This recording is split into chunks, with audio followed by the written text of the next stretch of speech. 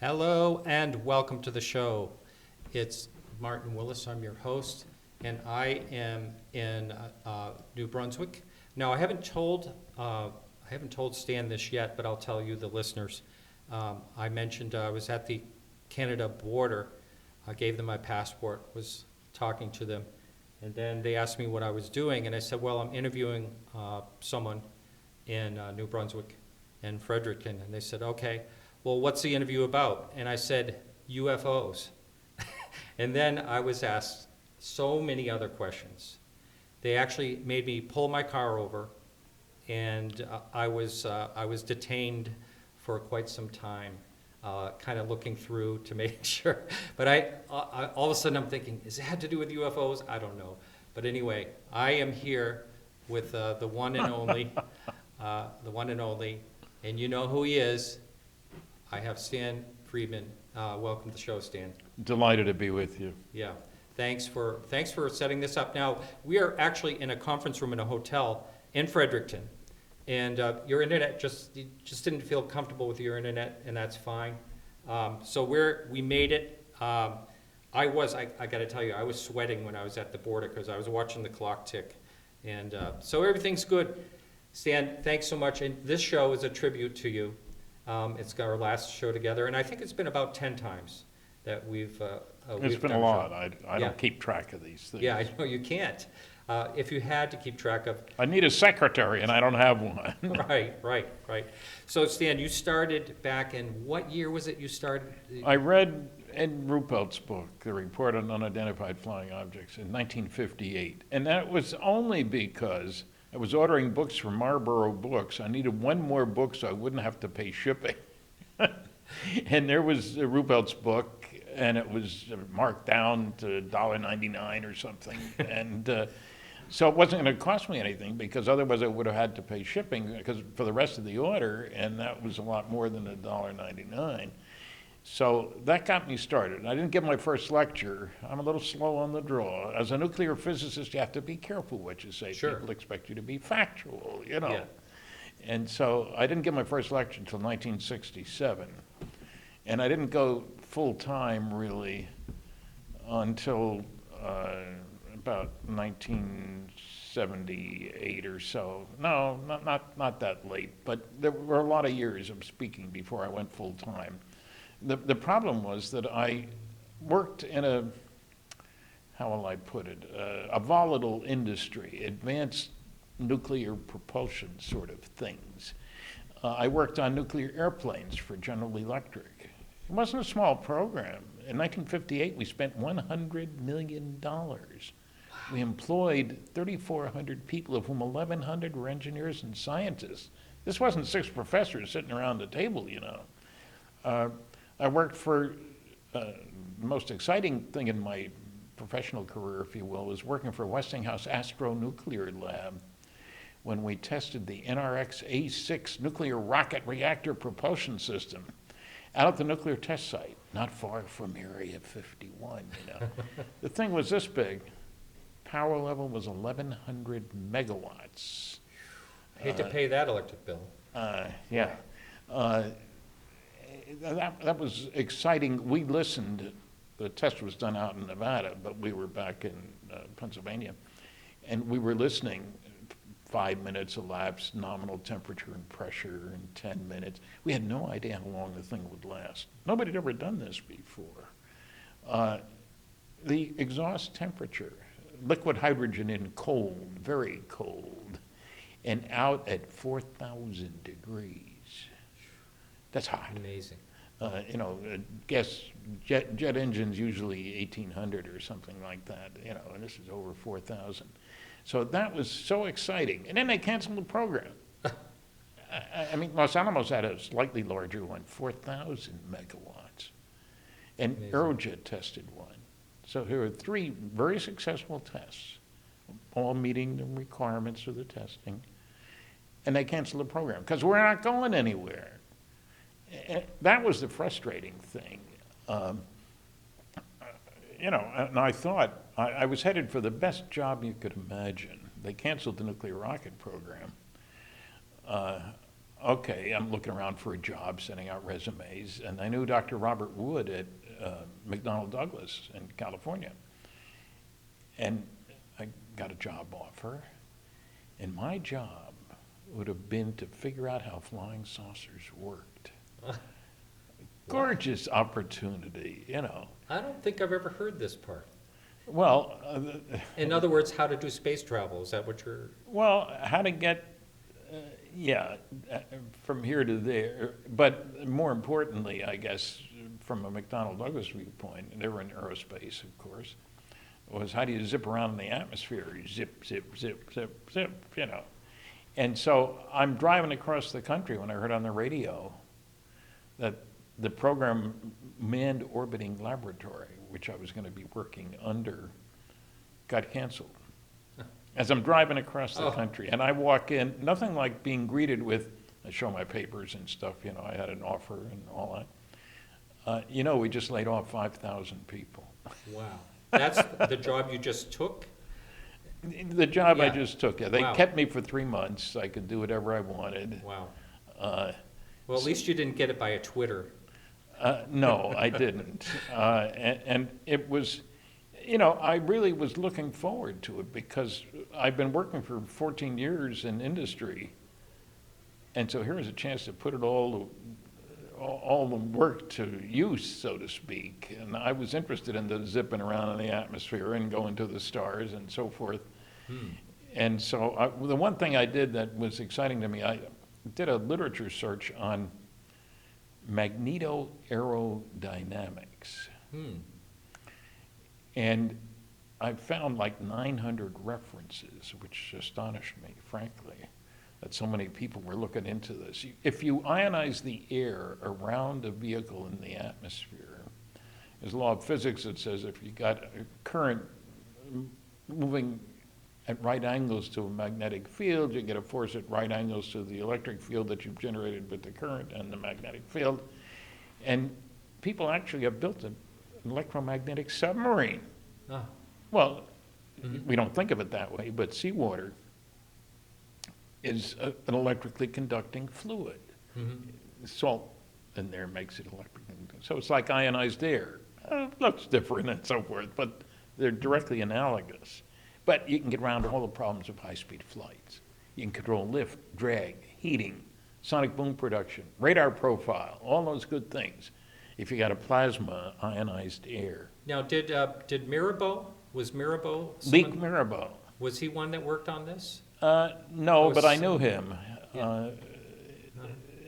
He did some interesting work. It's been a long time since I've heard his name, but that was a long time ago. Yeah, Ray Stanford talked about a similarity between an object he saw and what Mirabeau was actually working on. Oh, okay. So, yeah, it was very interesting. So I just want to clear a couple of things with the people listening tonight. Already we're getting a whole bunch of nice messages in the on the message board. 45 minutes or so into the show, we're going to have calls. People can call in and wish Stan well and thank him for his great work over all these years. And when we get to that time, I will announce it, and also just basically how to call in. I'll tell you how to do that when that time comes. So Stan, this, your career you had, I imagine if you stuck with your career, you could have made a heck of a lot of money. If I've been able to find jobs using my weird talents, I suppose, but I was never in it for the money. I mean, I worked my way through 5 years of college. I was a busboy in the Catskill Mountains, would you Wow. believe, Is for a that couple right? of summers. Wow. And I was a waiter at a hotel in Chicago while I was going to the University of Chicago. Wow. Yeah. And I worked every weekend, all the holidays, it was interesting. I learned a lot about people as well as about food. Yeah, you're right. I've waited tables. I know what you mean. Well, my mother kept a kosher home. Uh-huh.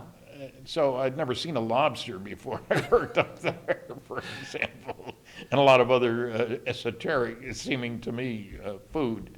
So the point is, I did work my way through school, and I wanted to work on exciting programs once I started at GE, and it was exciting. And exotic materials, I'd never heard of beryllium and beryllium oxide, boron carbide, and lithium hydride.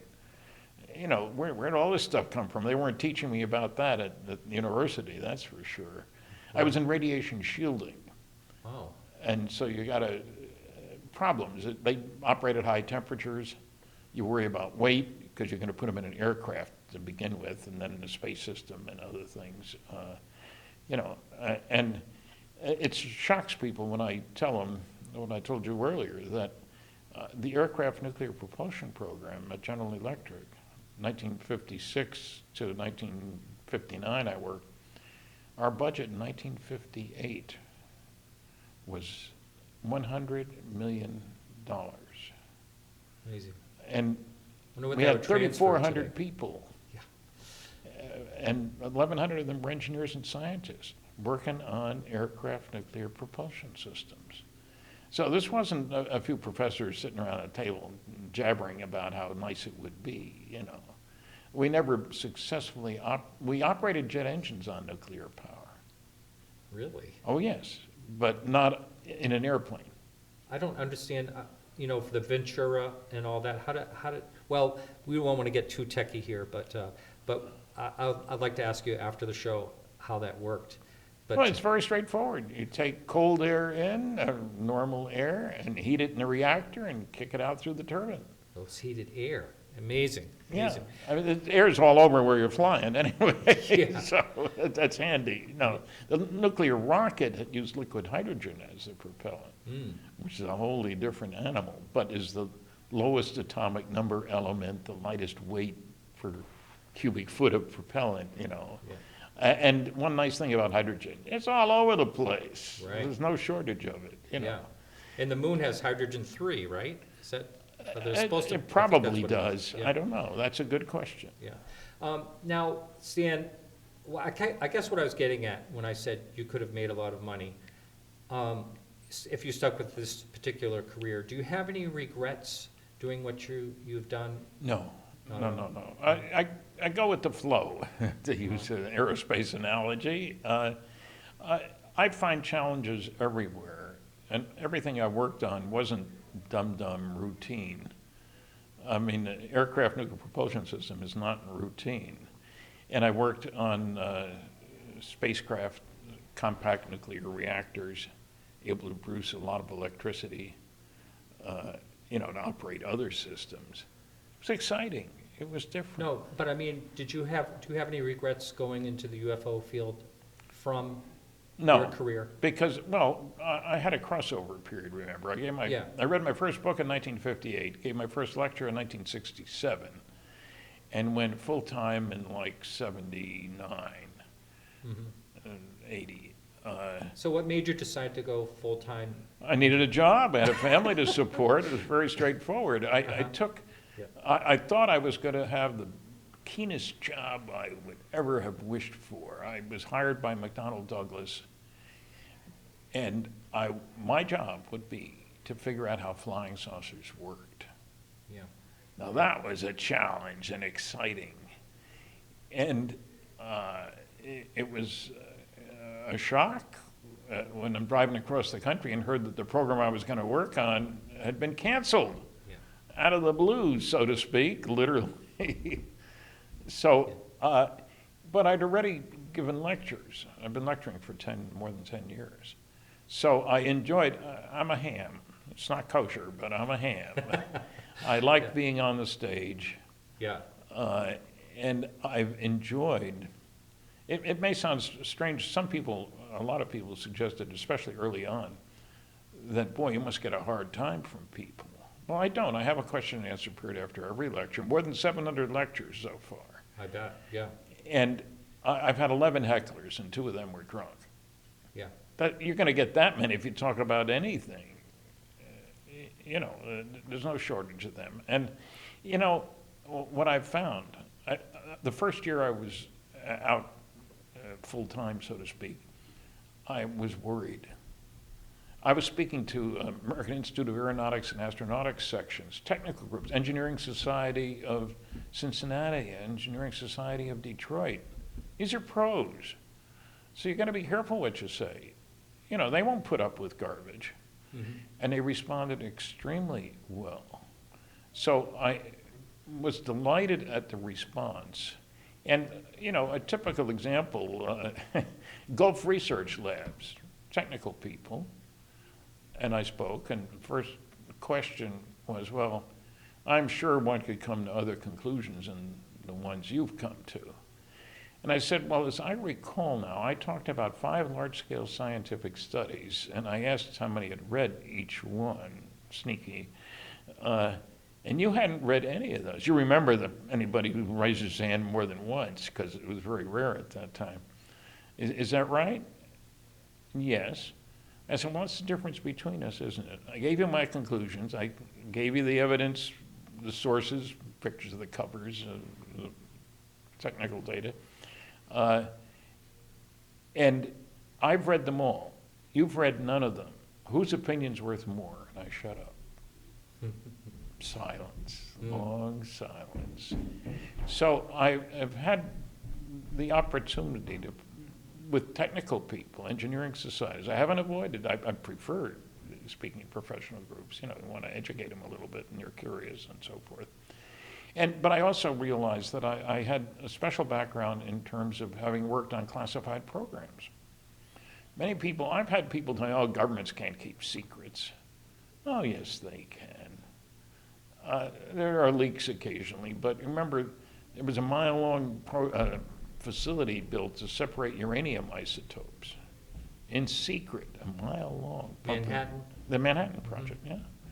And there are other, the stealth aircraft was developed in secret. $umpteen billion was spent. So secrets can be kept, and some people don't appreciate that because they haven't worked on it. How would you know? And people say, well, of course you told your wife what you were. I never told my wife anything classified. I'd be crazy to do that and lose my job. I could be prosecuted. Do you think some people do, though? I mean, I think very little. They scare the heck out of you, frankly. really? Yeah. Well, Yeah. look, one time I had to carry my own slides for a classified presentation at a radiation shielding meeting that was classified. And the courier had already left. My slides weren't ready in time. And they sat me down and read me the riot act. These slides go with you. Not in the trunk of the car that you're driving when you're in a car. They go with you. And if the plane crashes that you're on, we don't care about you. We care about the classified material. And you hear enough of this sort of stuff, and I was so glad to get rid of those, because when I got there, I had to, you know, I say my slides. They weren't mine. They were classified. And they had to be kept in a storage facility and all the rest of that. So I developed a healthy appreciation for the fact that plenty can go on under security that we don't know about. And some people ask me if I think the flying saucers are, and I say no, because the number of sightings going back a long ways, the behavior, if we had systems like that, we'd use them in warfare. Right. And when we're spending all that money, you got to justify it. Yeah. You know, the nuclear airplane, the nuclear rocket, all these things. Well, let me just kind of sort of inject this at this point. So you were all the way back in the 60s working on some really amazing things. 50s, 56 I started. But I mean, but I'm just talking about the technology was really quite advanced, what you're talking about. Do you think now that there's some things that they're keeping secret that are just beyond what we can imagine? Well, I hope so. I would think so. Yeah. No, really, I think, but remember that the big justification was the Cold War. Because if we don't do it, the Russians will beat us to us and they'll take Right. advantage of that and so forth and so on. The Cold War pressures have eased off some, I think. Mm-hmm. And we've got so much invested in our current equipment, so to speak. Remember, you can't get by building one-of-a-kind of things if you're talking about warfare. Airplanes, a lot of young people don't realize during World War II, we had fleets of 300 aircraft bombing in Europe. 300 airplanes dropping bombs. Mm-hmm. It's quite incredible when you stop to think about it. So you got to, it's mass production, and people wonder, so what's nuclear got to do with anything? Well, let me illustrate that. A big bomb in World War II was a 10-ton blockbuster, the energy of 10 tons of dynamite, TNT, whatever. Like you want. Hiroshima and Nagasaki? No, those were nuclear. Okay, okay. I'm talking about bombing German cities and Japanese I'm cities. sorry, yeah. Standard conventional chemical I got bombs, it, I if got you it. will. Uh-huh. And a big one released the energy of 10 tons of dynamite. Mm-hmm. That's a lot of, make a big hole in the ground, I'll tell you that, knock Yeah. down a lot of buildings. Okay, the first atomic bomb, Trinity site in New Mexico, it happens, but very similar to Hiroshima and Nagasaki, released the energy of 350,000 tons of dynamite. Amazing. No, I'm sorry, 15,000 tons of dynamite. But the first H-bomb, 1952, released the energy of 10 million tons of dynamite. And the biggest one, the Russians set off Tsar Bomba, released the energy of over 50 million tons of TNT. So you go from 10 in World War II, Scary. you know, less than 20 years later, 50 million tons in one bomb. So every civilization out there is going to try to develop nuclear weapons. Now, we know. But you know, we didn't even know there were neutrons until 1932. Fission and fusion, the two processes that produce the energy, 1938 we first knew about those. And so you go from 10 to 50 million in less than a generation, really, which is really quite remarkable. And the kicker is, all the stars work by nuclear fusion. And I would guarantee you that every civilization is going to ask, how does that star of ours produce its energy? It's a mass of burning gas, is what we said in the 1920s. Mm-hmm. Less than 100 years ago, we were still saying that. Yeah. It isn't. It's a fusion system, if you will. So it's important that people recognize that we have learned about fusion. Everybody else is going to want to learn about how their star produces its energy, because it's perfectly obvious it's generating a huge amount of energy. I'm not saying there isn't something beyond that. I don't know what it is, but we already know enough, in other words, to say that it's extraordinarily more. We want to go to the stars, we know how to do it. If we want to spend the dough, you can go. That's my motto. Well, there's a basic rule here. Technological progress comes from doing things differently in an unpredictable way. The future is not an extrapolation of the past. Today's computers are not just better slide rules. And I'm sure a lot of people don't know what a slide rule is, but I used one when I was working in industry. You got to change how you do things. So now there's another thing that's changed. It's not only our knowledge of technology that's changed, energy production processes and stuff. But we used to think, when Frank Drake, astronomer, talked about listening for signals, SETI, Search for Extraterrestrial Intelligence. I say it stands for Silly Effort to Investigate, but because I don't agree with their assumptions. But the kicker is, at that time, he was talking about there might be as many as 8,000 places in the galaxy that could be sending signals. The latest word is that the stars, on the average, have 1.6 planets per star. Think about that. In our galaxy, the Milky Way, which is one of zillions of galaxies, there are over 100 billion stars. So that means 160 billion planets. I'm not saying they're all occupied, but 10% would still give you billions and billions of planets. And the kicker is that we haven't been around that long. Right. Bishop Ussher in the 1650s said the world was created in 4004 BC. 6,000 years ago. No big deal. And now we say the Earth is at least 5 billion years old. So there are lots of planets out there, and people have had plenty of time. I mean, look how short a time compared to the history of the planet it took us to go from the discovery of the neutron. We didn't know everything around us has got neutrons in it. 1932. Guy got a Nobel Prize for that. It'd been there all the time, you understand, but we didn't have the capability of detecting it, of determining that it was there. So in a very short time, we have jumped to being able to put a 50 megaton bomb together. Now, if somebody else got started 10,000 years before we did, or 10 million, what do they know that we don't know? So Friedman's law, progress comes from doing things differently in an unpredictable way. I get that. We're just in just a minute here going to the break.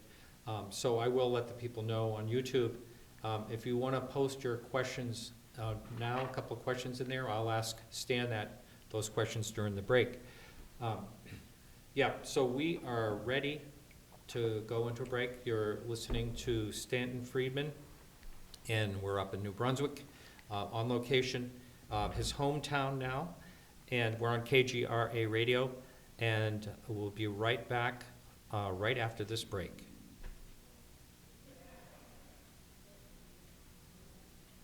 All right, my friend, we're clear. We've got a little over 3.5 minutes in this break, Martin. Got it. Thank you, Race.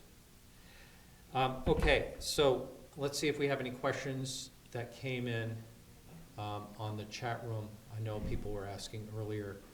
Someone wanted to know a controversial question I saw come up, and that is, and you probably don't even want to weigh in on this, but what do you think of Billy Meyer's photos? That was a question someone wanted to ask you. Phony. Okay, that's good.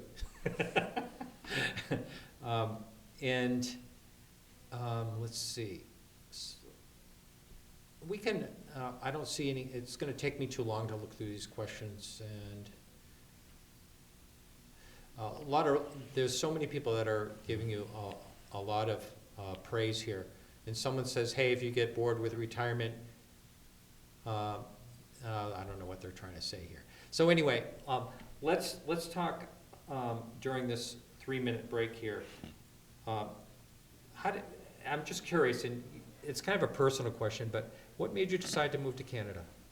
My wife's Canadian.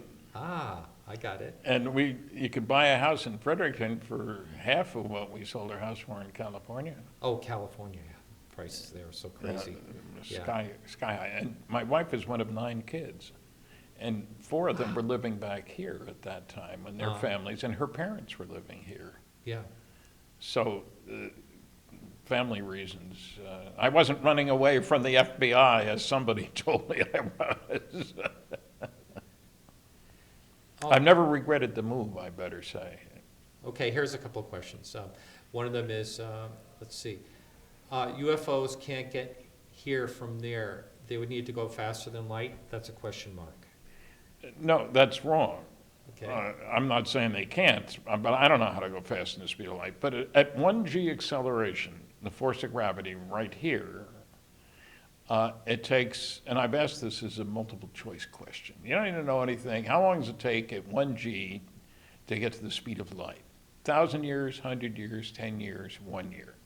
Many people guess, how many think it's 1,000, 100, 10. Many people think 1,000 or 100 or 10. It takes less than a year.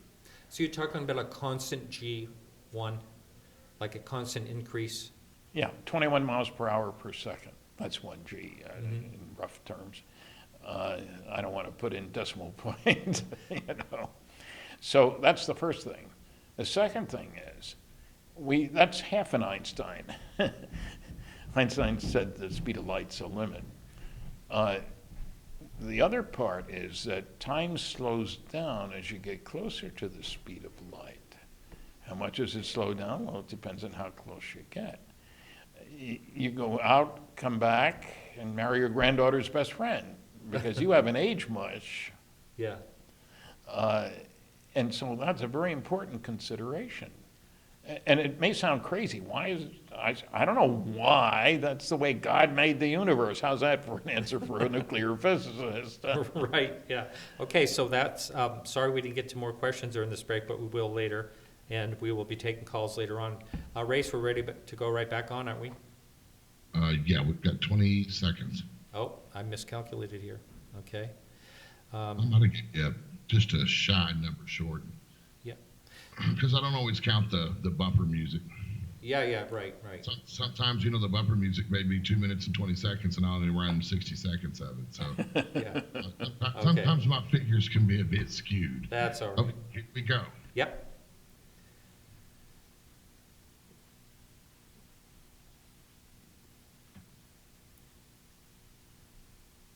Okay, YouTubers, don't go away. Okay, I've got the bumper rolling here. Stanton, you okay? You all set? I'm all ready to go. Martin, you ready? You bet. Everybody on YouTube, you all ready? Here we go. In 5, 4, 3, 2.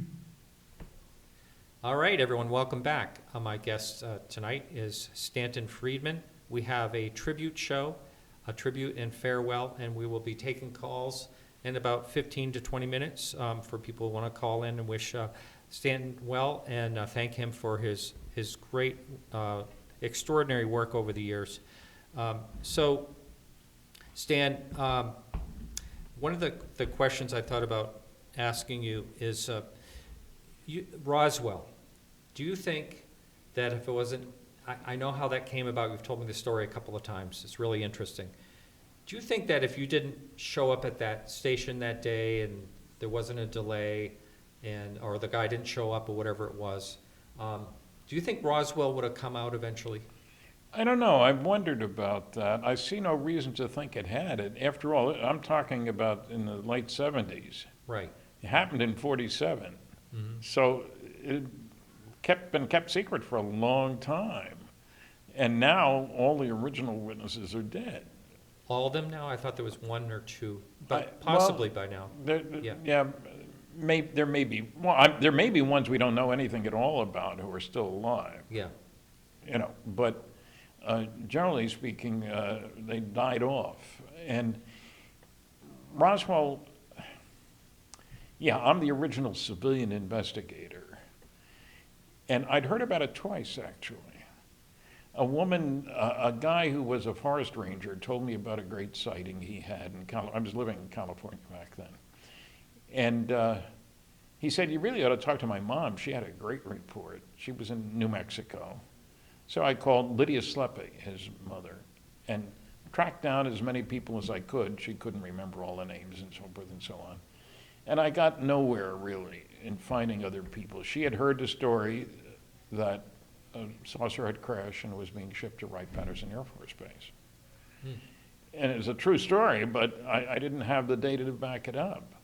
So then my hearing about the real story, so to speak, that I could follow up on was, again, strictly by accident. I was supposed to do 3 interviews in Baton Rouge, Louisiana, and the third interviewer was late.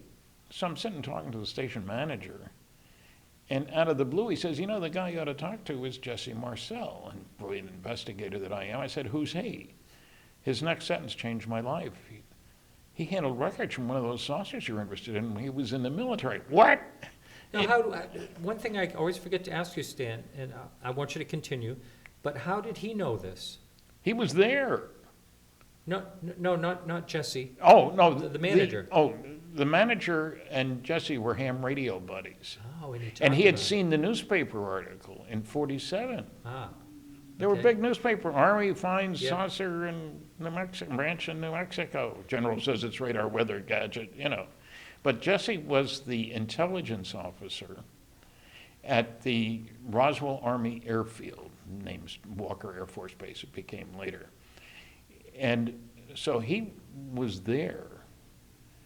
And a rancher came in with some crazy wreckage and talked to the sheriff. And the sheriff said he ought to go to the base. And Jesse was the intelligence officer at the base. So he brought his pieces of wreckage there, strange stuff, very lightweight, strong, foil-like material that you couldn't tear, couldn't break through with a sledgehammer and stuff like that, and other things. And the base commander ordered Jesse to take one of their counterintelligence corps guys and follow the rancher out. He said there's a whole huge field of this stuff.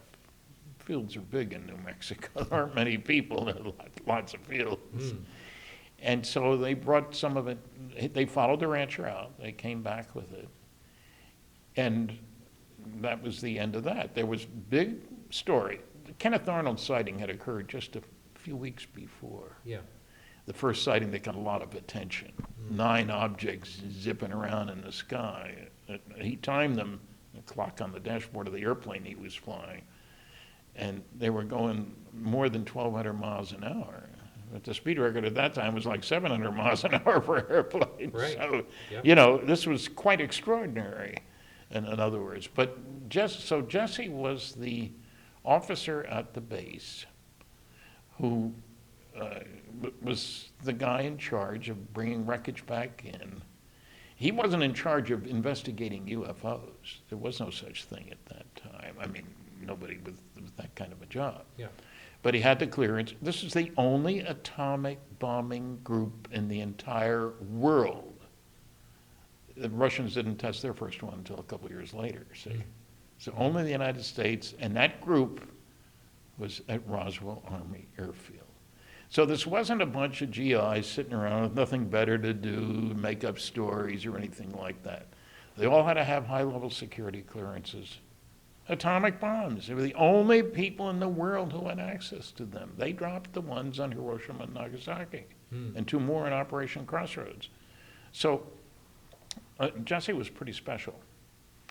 And anyway, I asked him where he lived. He's from Houma. I didn't know where Houma was, Louisiana. But I called information, got a number for Jesse the next day after my lecture at Louisiana State University. And he told me his story.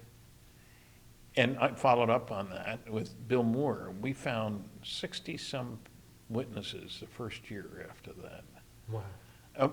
You get lucky. Sometimes you get lucky. I called had a look in an outlet. So, Roswell, yeah, and looked in a list of newspapers.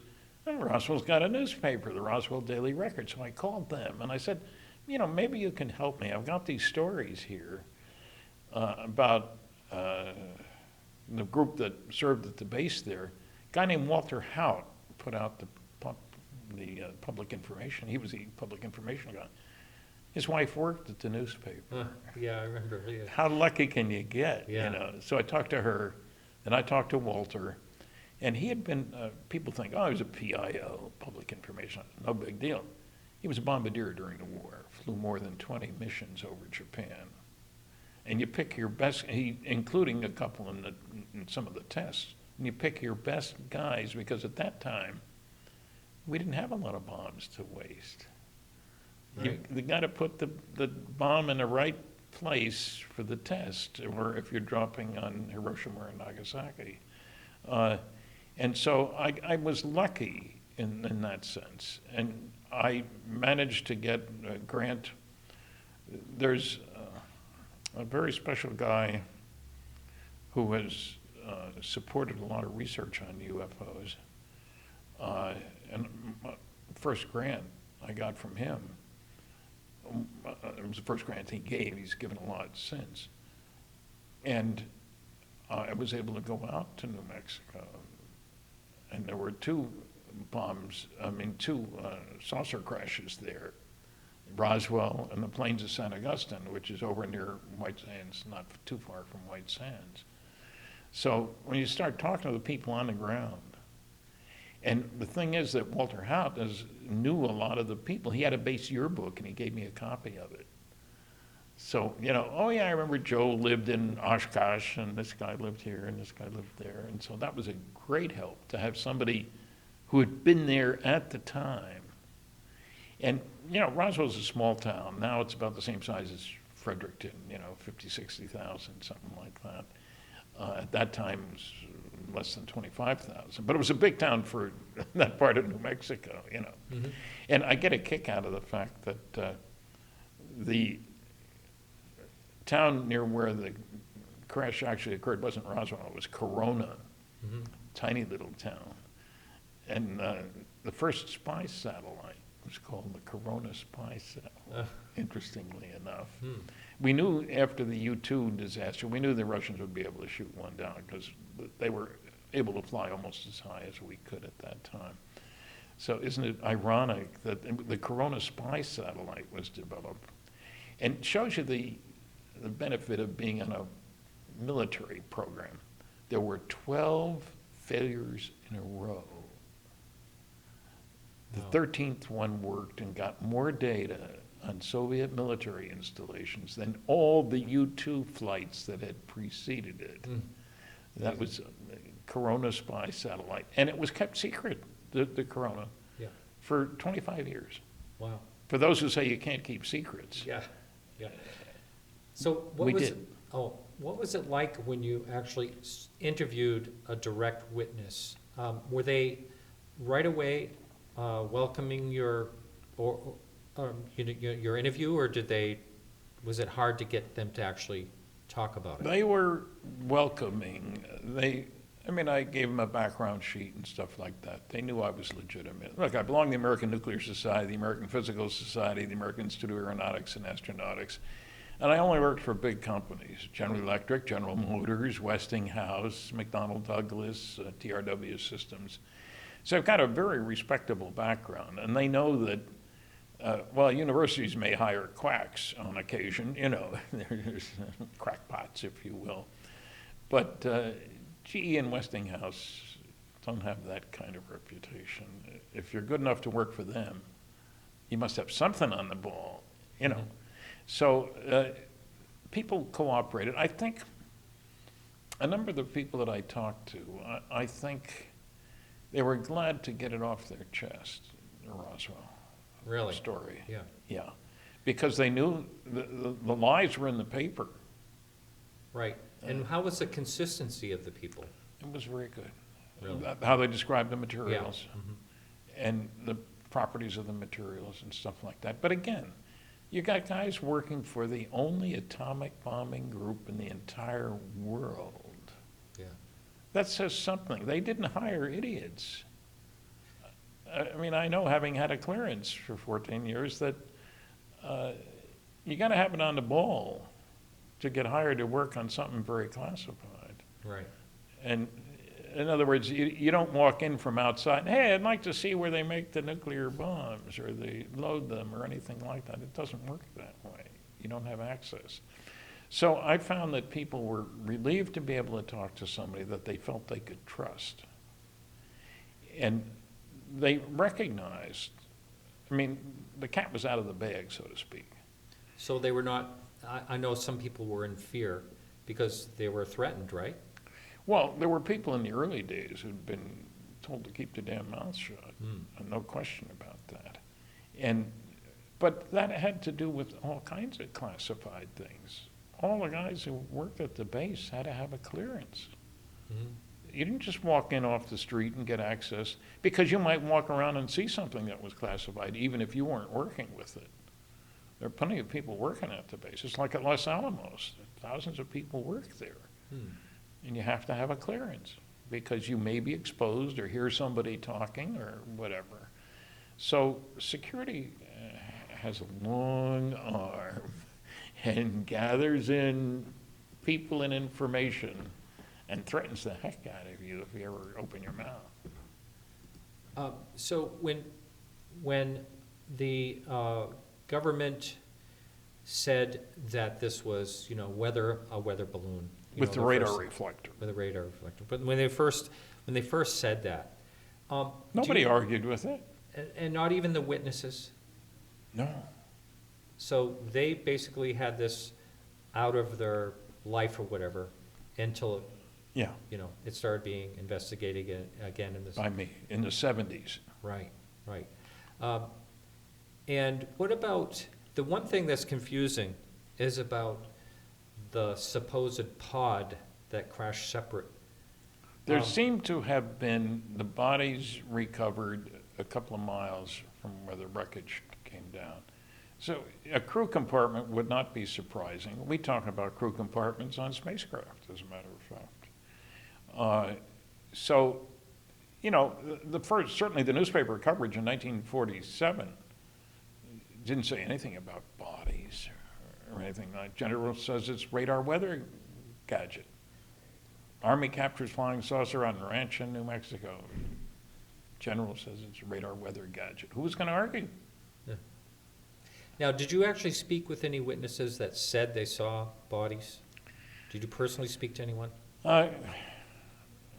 Glenn Dennis was as close as I came. He was the mortician at the base, and he had heard about them. He was asked about small caskets. Can you get small caskets? And he says, well, you can because you got to bury children once in a while. You know, so undertakers even knew about such things.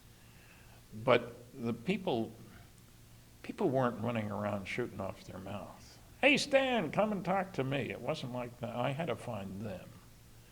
And sure, I'd ask everybody I talked to, like Walter Howe, do you know anybody else? What I was looking for was people who were at the base at the time. It's a big base. And in a small town like that, people get to know each other. You know, this isn't the big city. Not at all for Roswell. And the base was just, 9 miles south of town. Okay, so I am going to, for some reason I can't get our call-in number coming up there. I am going to open the phones up if people would like to call in and wish Stan well. I'm trying to get the number up there right now, but this number is only good during the live show, and for some reason this is just not showing up like it's supposed. I see it right there, but I can't get it to shift over.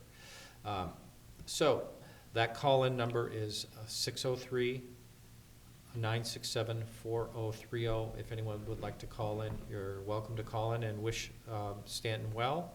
Now, how that's going to work basically is if you're listening live on YouTube, of course, or KGRA radio, you're going to have to mute your, or turn down your speakers down really low so there's no feedback coming through. And I'll take calls, and you'll be on hold until I introduce you. I can only take one person at a time, so you'll have to be patient in calling in, but you're welcome to call in now, and hopefully I'll be able to figure out the call-in number. Bring that back here to put it up on the screen. Again, that number is 603-967-4030 for anyone that would like to call in. All right, so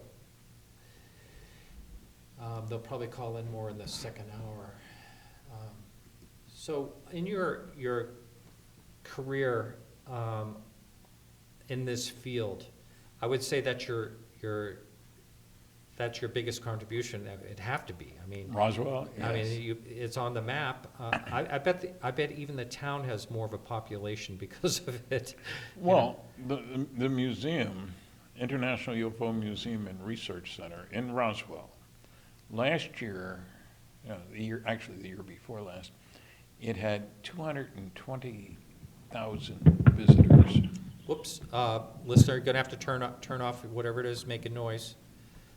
Hang in there. No, hang in there, please. Yes, sir. Yeah. Last year, the museum had over 220,000 visitors. This is in a town of less than 50,000. That's amazing.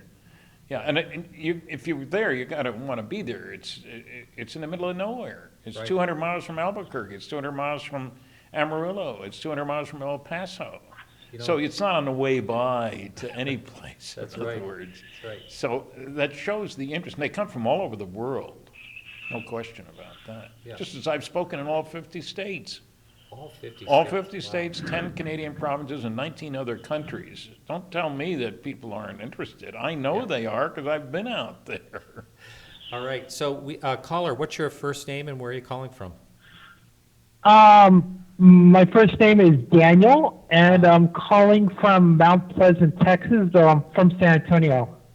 Hi, thank you. I think I'm trying to crank the volume down here a little bit. So do you have a comment or a question you'd like to ask Stan? I have a question more about the procedures on keeping secrets, and I wonder if Stan would know about analyzing secrets, because keeping your mouth shut, that's part of the problem. That's not part of the problem, that's part of how it is. And it seems to me that I wanted to ask, in his research, has he ever came to the conclusion that that the phenomenon doesn't want you to know about it, about UFOs in general, not just UFOs, but the paranormal in general? And I'll take my comments off the air. Thanks for the call. Well, of course, I haven't spoken to any aliens. And I haven't spoken to somebody who says, yeah, I'm well aware of all the secrets and this, that, and the other thing. We don't get that kind of inside information. But I think the aliens are here for their purposes. They know we know they're here. After you've been tracked on radar umpteen hundred times, from the ground and from the air. And who's got the radar? The government has the radar. You and I don't have our own little radar set. Let's set up a radar set and see if we can track any of these UFOs. That would be neat, but we're not in that position. So there have to be some few people in government, and there's another misconception. Some people think, well, if you got a top secret clearance, you have access to all top secret material, right? Wrong. There are two parts. You have to have an appropriate clearance, and you have to have a need to know. I mean, I worked on radiation shielding for nuclear airplanes. That did not give me access to classified Q clearance, atomic secrets, if you will, from other programs. Sorry, you don't have a need to know.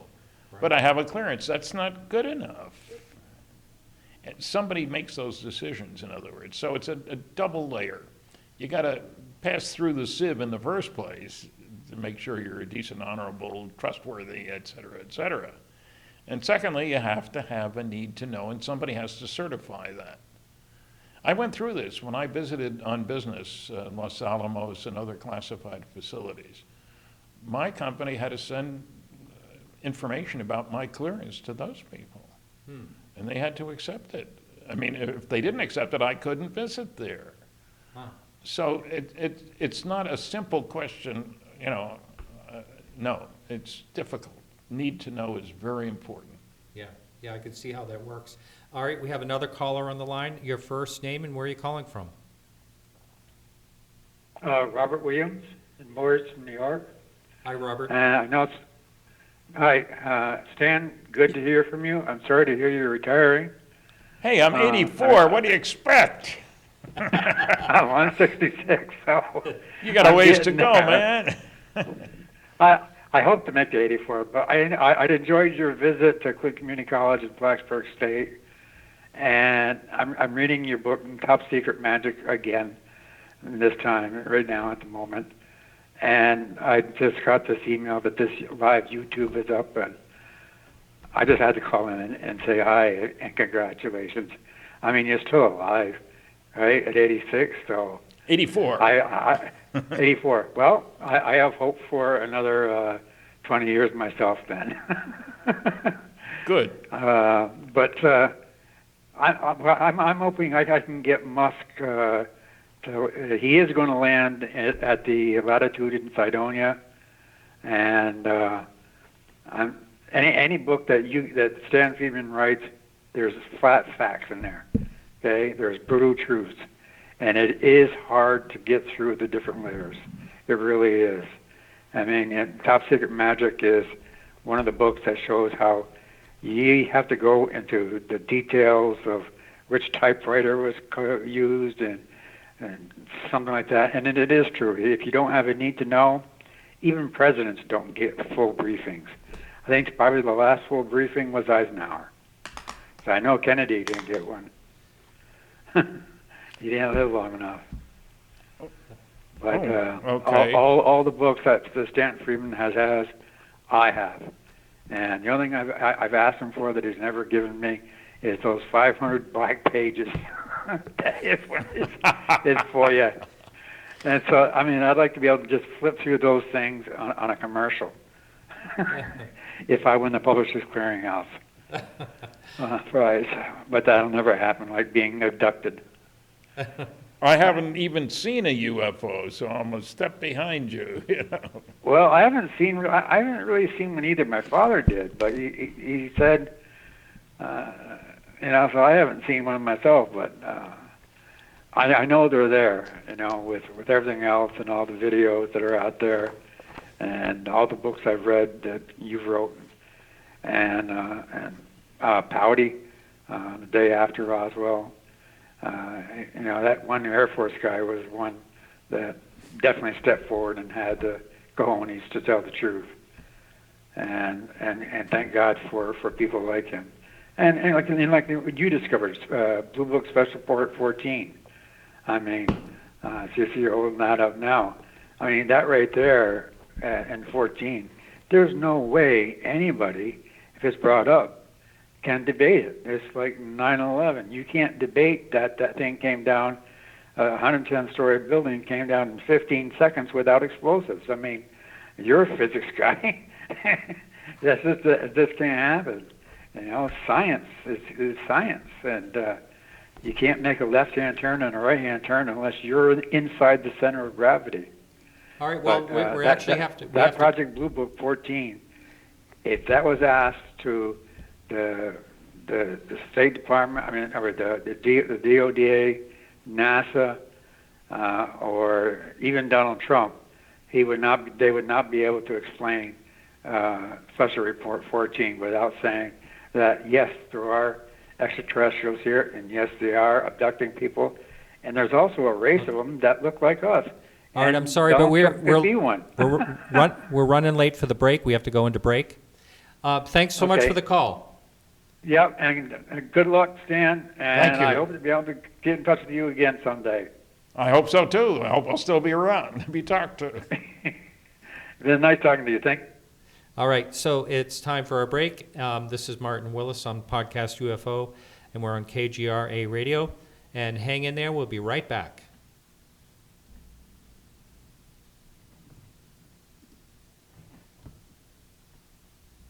All right, Martin, we're in the clear. Forgive me, the cleaning staff is here, running vacuum cleaners and everything else. That's okay. But it's almost 4 minutes in this break. Okay, good. All right. Sorry about the feedback. There's really nothing I can do right now to stop that. So it's not real bad? No, it happened there in just one little short period. Oh, so. okay, all right. Because I turned the computer a little bit, hoping it would deflect it a little bit. All right, thank you. Okay, so now we have this break here. Let me just pull up to see if we have any questions that people wanted answered. And what about the Skinwalker? That movie just came out. I wondered, have you looked into that at all? It's on my list of books to Yeah. get. I haven't looked into that really. Yeah. I know George Knapp though. Yeah, he's a great guy. Yeah. And a very solid reporter. Yeah. I mean, we don't always agree on things. Yeah, and we're probably going to talk a little bit about Bob Lazar. Yes, that's one of the people we don't agree about. Yeah. But I have the greatest respect for George. I do too. He's very knowledgeable. I've been interviewed by him. I've spent some time with him. Yeah, And really good man. top notch. Yeah. Yeah, and as a matter of fact, I was reading something today in the MUFON Journal, I think, about the Skinwalker Ranch and something like that. I've got to get the book. I don't have the book. Yeah. So the video just came out on the 11th, I think it was. And that is a video that Jeremy Corbell did using a lot of George Knapp's original footage from 25 years earlier, I think it was. He's a big fan of Lazar, incidentally. Yes, he is. Yeah, he's got a film coming out in December. You know, we have a call coming in now. We have, I don't know exactly how many minutes, but why don't we take the call since we're on break. Caller, can you hear me now? Can you hear me, caller? Yes. All right, your first name, where are you calling from? Robert, and I'm calling from California. Hey, Robert, how you doing? So just to let you know, we only have 2 minutes here in the break, so if we can wrap it up in the 2 minutes, that'd be great. So go ahead, Yeah, you have a I'm just question gonna or a ask comment? him. Yep, Okay, you want me to ask the question now? sure, go right ahead. Okay, Stanton, George Isley, he was the last link to FDR and Truman. He died not too long ago. I'm the one that sent you the email from California that he was just like one city over from me in Tustin, California. And and he was like the inner circle, if I remember you stating, but you felt at the time he didn't know anything. I think you said that you had interviewed him. He was a naval officer, but I was just wondering, now that there's some time has passed, do you think he may have known something about Roswell? What was the last name? Isley? Elsie, Elsie. E-L-S-E-Y, George Elsie. Yes, I talked to him, as a matter of fact, and I was very favorably impressed. He was a Navy ensign for many years, and he was very helpful, and I was pleased to find firsthand sources like that. I mean, he was in the military. I appreciated, I've had the good fortune of talking to lots of people that I had the greatest respect for. Right. The World War II was a major event in man's history, and most of the guys I talked to had been in the war or soon thereafter in the military and stuff. So I was very impressed. And George Elsie is one of the, as a matter of fact, his picture is in one of my books, I think. I think I'm actually going to have to cut. So you don't.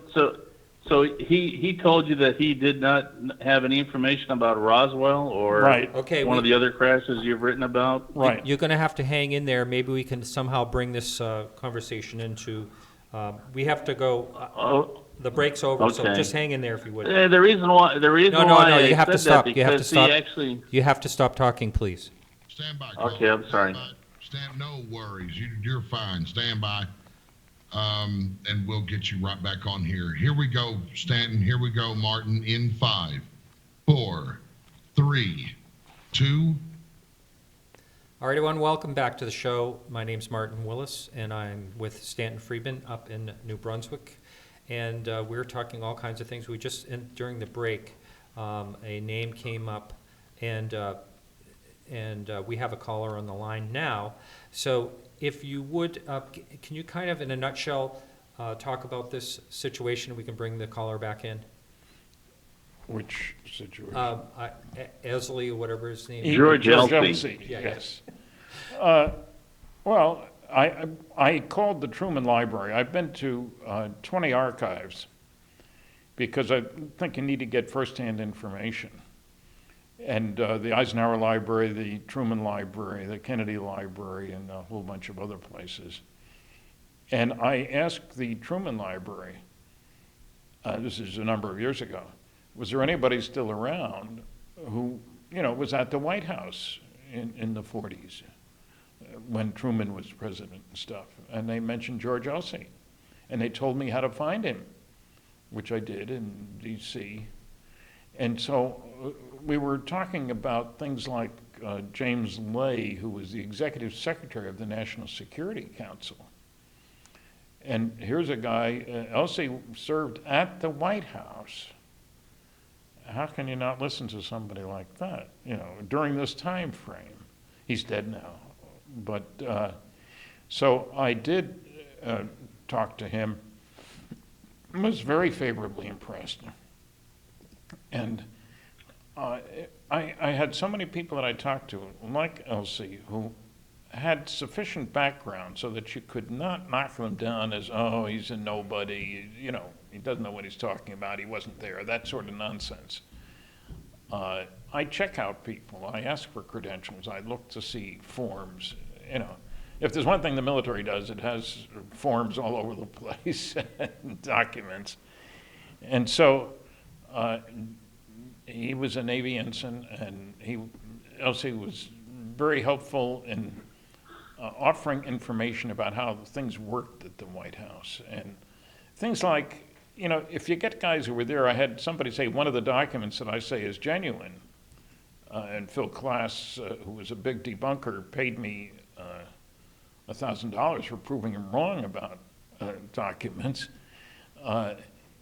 And I was able to get other documents. And one thing George agreed with, Elsie, was that the government isn't always consistent. Not everything has the same typeface back then. People used typewriters before the computer age back in the 40s and 50s and stuff. Roswell was 1947. So it was good to talk to people who were on the scene and who could say, yes, that's just exactly, of course, somebody was out of the country at the time. Would James Lay, the National Security Council guy, have been involved in doing something? This is during the Eisenhower era. And so I was just wondering, now that you have time to reflect, do you think that he may have known about Roswell?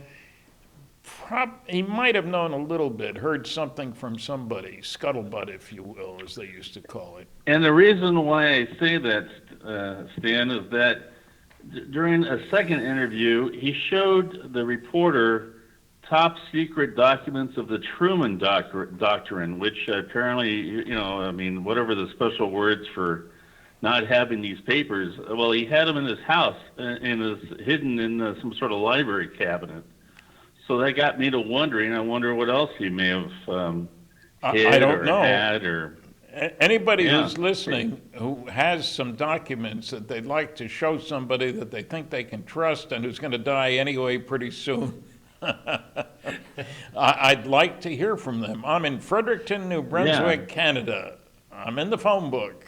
You can look me up on the internet. I just wondered if you knew any of his family members, because that was the other thing, the caveat that I sent you in the email, that he actually let the reporters see this document of the Truman Doctrine that he actually kept from the White House, which I'm sure he wasn't supposed to keep. But, of course, back then, as you know, my dad was also in the Air Force, SAC, Strategic Air Command, and he actually told me one day that he saw 5 saucers out at Hunter Air Base in Georgia, Savannah, Georgia. It's not there anymore, but I don't know if you're aware of an Army Air Corps base called the Hunter Air Base. He said he was coming out of the latrine, walking towards his bomber. As I believe they kept also atomic bombs there, maybe, or at least some sort of the winged B-52s there at Hunter Air Base. And he said he looked up and he saw 5 discs circling around like a merry-go-round. This is like back in 1953, and that was another thing. I mean, I know I'm off the topic, but I was the one that sent you the email that he had passed, and it was in the Orange County Register, and then I thought, well, maybe he had contact with the family to see if he had any hidden things that they discovered, especially anything pertaining to Roswell or the other crash that you found. Was it Corona? Well, no, Corona was really Roswell. The other was the plains of San Augustine, which is west of there. Well, I'm kind of late to the party, Stan. I've seen you many times on, especially back when they really had news programs such as The Real Nightline and Larry King, and of course now it's like cotton candy. So but. No fluff from me. A shout out from Southern California. Have a great retirement. Have some fun. Are you going to be popping up still once in a while? Because I can't see you sitting around. Well, I've got a couple more lectures to give. I'll be in South Carolina at the end of the week. Oh, okay. And I got 2 in California, 3 next year. The 50th anniversary of MUFON, the Mutual UFO Network. They have an annual symposium, and it'll be in Irvine, California in the summer, early July of 2019. Well, that's where I live, so I'll have to come out and personally see you. Okay, good. I hope I'm still around. I'll say I'm the one that you owe me money. Okay. All right. Hey, thanks for the call. Okay. Yeah. All right, Martin. Hey, great. Thank you. Sorry for the cutoff there a little bit. Hey, just to let people know, this is not, this show here is not the official Stanton Friedman retirement show. This show is one that I am doing personally for my show, since I've had Stan on at least 10 times. So this is my farewell. I wanted to make sure that I saw Stan in person and was able to do this. So I'm not saying that Stan is retiring tomorrow. You'll never see him. But I will say that this is my farewell show to him in tribute to him. And I personally we'll say at the end, but I think Stan has done so much for this field in so many different ways, and Thank you. yeah. And speaking of that, what do you think the future is? Do you find that there may be another Stanton Friedman that may evolve? Are you hoping for that? Well, there are people like John Greenwald, Yeah, you who's mentioned that only last in time. his 30s. Yeah, And so he's done more. He's got the Black Vault website. yeah. He's collected more darn documents than you can imagine. So I think there will be others. And there's also, one of the things that's changed, it's the thing I mentioned earlier, the perception that there are so many planets now that we didn't know about, that we didn't think were there. We thought planets were rare. The Earth is unique, kind of. We thought we're on the top of the heap. Yeah. You know, I don't believe it for a minute, but the perception of that has changed. So I expect a couple of things are going to happen. Somebody is going to decide that it's time for the world to know about this. They've been covering up the cosmic Watergate, I call it, for a lot of years. Secondly, I think there are going to be people who may have kept some documents and will make them public because they're in their 80s or 90s and what the heck, you know, it's time. The public is ready for it. Now, look, if you talk to people back then about having 1.6 planets per star, that's extraordinary. It really is as a notion. They're all over the darn place. We didn't think that. Look, 8,000 planets we thought might be out there sending radio signals. And we're talking over 100 billion planets in our galaxy alone. That's not counting the other galaxies. And that may be a low figure. Yeah, Possibly. we don't, because colonization and migration, nobody talks about that.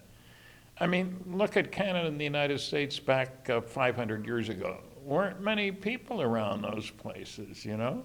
That's right. And as time has gone on and people saw what a wonderful place, I'm living in Canada now, and I think I'm a dual citizen. You know, God save the Queen.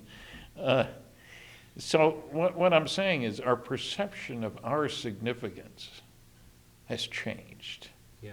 And now, I don't know whether the churches of the world have gotten together, but there was once a question asked of the Pope, and somebody, I think it was the Pope, made a comment about if God made them, there's no reason there can't be life all over the place out there. It was a sort of enlightened comment. Yeah, he also wanted to baptize them.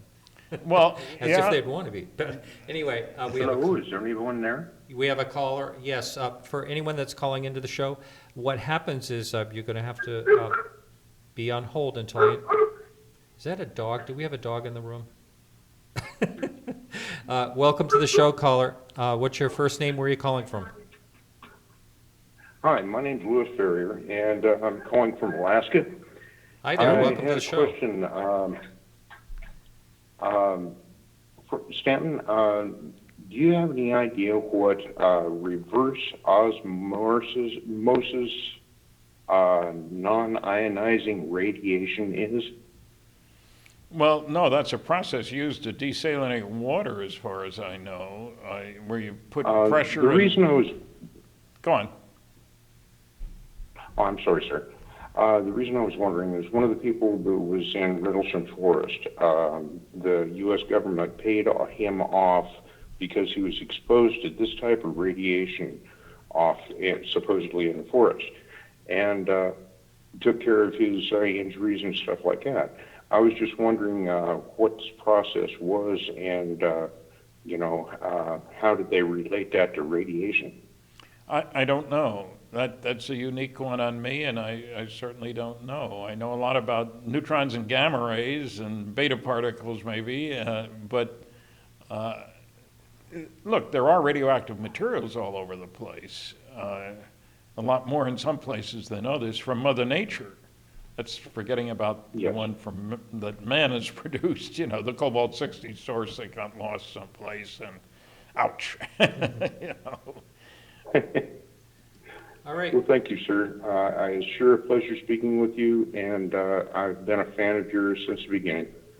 Thank you. All right. Take care. Thanks for the call. Thank you very much, sir. All right, so everyone, just to let you know, if you're calling in, I'm not going to pick up right away. What you'll be on hold. You'll be able to hear us talking, and then I'll introduce you. So just hang in there and make sure that your volume's down on your computer or however you're listening to the show. So we will take calls. That number's up on the screen for those of you at KGRA Radio. That number is 603-967-4030. You can call in and either thank Stan for his work or ask him a question.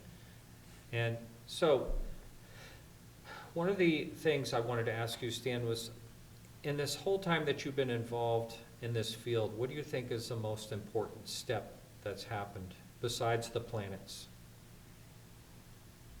I think the most important step is that many more people have come to realize that we're not in the center of the universe, and that our technology is undoubtedly not the most advanced in the neighborhood, so to speak. And we've taken ourselves off the pinnacle, the middle of the universe, you know. Wow, look at us. And it hasn't taken, it's only a few hundred years. You know, first flight was 1903. Amazing how much has changed. Oh. Such a short time. Yes, and I'm impressed with that because I know that progress comes from doing things differently in an unpredictable way. It's that last part that bothers people. They think things go in a straight line. No, the transistor is not just a small vacuum tube. I hope people remember vacuum tubes. Yeah. Yeah. Right, right. So do you think, also, I had you on the show right after the December 16th, you know, the Pentagon released the New York Times article that Yes. came out. And at that time you were saying you wish you were young again when that started. Well- what do you think about since the last time we talked about that? I'm rather disappointed. I mean, here you got some very impressive people talking about a program that was secret for years, many years, and which, it was a small amount that was spent in that particular program, $22 million, which is nothing. Right. But I think that we're heading in the right direction. I think there's going to be a lot more. I think a lot more has been spent that we don't know anything about. But people shouldn't be surprised that just because we've made a lot of advances, which we certainly have, that we're at the ultimate, okay, that's the end of the road. That's not the way things have worked. Over and over again, people have thought, that's it. You know, the great astronomer right around the turn of the 19th century said if there was one thing he was sure of, man would never fly any distance in a vehicle. That's right. And that was 2 months before the Wright brothers' first flight. That's right. Yeah. And remember, the Wright brothers' first flight was like 40 miles an hour for a short distance. 300 yards or something. Oh, less than that. Was it? Yeah. Yeah, it would was fit very- inside a B-52. That's right. I remember seeing that diagrammed. No, Yeah. So things have happened a lot more quickly than would have been expected. Right. Now, some people have suggested, well, that means we've had help from the aliens. Why would any sensible alien give any technology to Earthlings? We killed 50 million people in the past century in wars. 20th century was the worst on record, really. Yeah, Yeah. 50 million people. I mean, It's just hard to believe. Yeah. it's not something to be proud of. Right. Right. We have another caller, and other people, just be patient. I'm taking calls one at a time. so Sorry. I'm trying to call in now. Caller, what's your first name? Where are you calling from? This is John from North Carolina. Hi there. How are you? You have a question for Just or fine. comment? Yes, Stanton, thank you for all the work you've done. It was a yeoman's work. I've always enjoyed seeing you over the decades, and you're to be congratulated and honored. I actually did one of the first stories after you and Bill Moore did your initial study with Roswell. I was working on In Search Of at the time, and we went out and did a UFO government cover-up story. And we interviewed Jesse Marcel Sr. and got his take on everything. And coincidentally, I actually had worked with and for Jamie Chanderet. Oh, and this was yes. years ago, and I've kind of lost track of Jamie and all that, but I was pretty active in the whole field back in, this would have been in the early 80s. I actually, as an ABC field producer, I actually was doing a UFO story up in Wyoming and actually had a sighting and got film of it, and it was it was pretty interesting and very shocking when my cameraman and I saw it. It just it changed my life. Do you know what Jamie's doing now, or whatever happened? Because I remember talking to him. He was a bit coy about answering me when we discussed things, and I just wanted to respect his privacy. But he kind of it was like he was working on something special. I think that he and Bill and you probably were involved with it at the time, and then it just died off in the 80s, and it didn't go anywhere. And then Bill had his little thing. Anything you can add to that? No, I haven't had any contact with Jamie or Bill Moore, for that matter, for more than a decade, I'd say, as a general rule.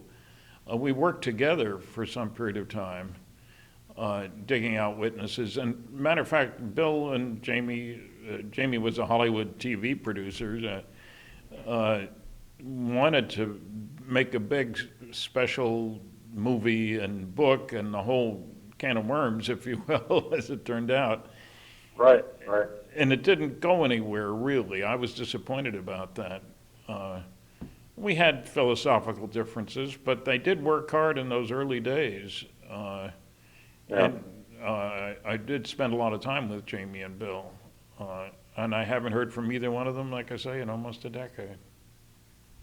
Well, I remember Bill telling me in conversation that, I don't know if this is true or not, but he said that he had gotten an inquiry from 60 Minutes, and he didn't really, I guess, didn't want to go forward with that. But so it was kind of momentum was going, and then it just died, so it was interesting. But I can tell you, I saw and had an experience on a gentleman up in Wyoming, which coincidentally he lived about 60 miles as the crow flies from A.E. Warren Air Force Base, which is a nuclear missile field up there, and they had shut down missiles in the 70s, and this gentleman's experience took place over about a decade, and we saw this stuff, and I can confirm that there's something very deep going on. Well, I think if anybody wanted to spend the effort, they could mine the old data before everybody dies.